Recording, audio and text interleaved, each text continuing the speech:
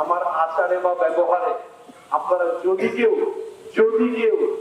কেউ কষ্ট পেয়ে থাকে, আমি ভরা মজলিসে আপনাদের সকলের কাছে আমি ক্ষমা চেয়ে নিলাম।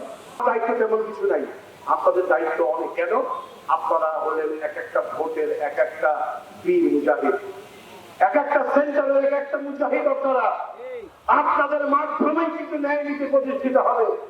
আর যদি কিছু চামচিকার কিচিরমিচির যাকে আপনারা ভয় পেয়ে যান, যদি ওদের ষড়যন্ত্র সঠিকভাবে ধৈর্যের সাথে মোকাবেলা করতে না পারেন, তাহলে আমাদের যে কাঙ্ক্ষিত স্বাধীনতা, আমাদের যে স্বপ্ন আমরা দেখছি একটি উন্নয়নমূলক বাংলাদেশের, সেটা কিন্তু ব্যর্থ হয়ে যাবে। আপনারা কি কোনো কিচির মিচির ভয় পাবেন?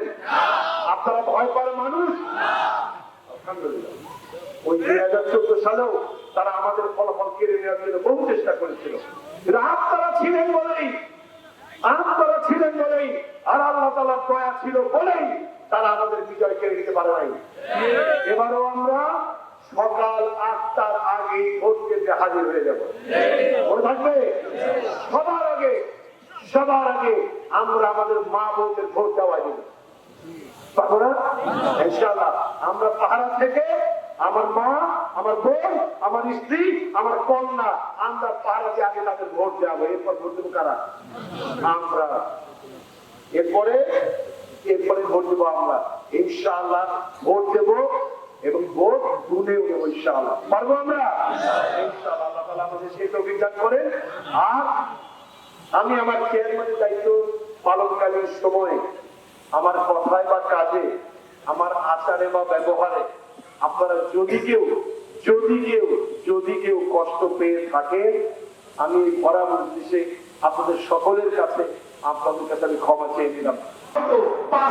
তুমি জিতা না, এটা আমরা বুঝি। টাকা চুরি টাকা জনগণকে দিয়ে হালাল করার চেষ্টা করে। 5ই আগস্টের পরে কিছু লোক এত চুরি করেছে, আগামী 5 বছর চুরি না করলে চলবে।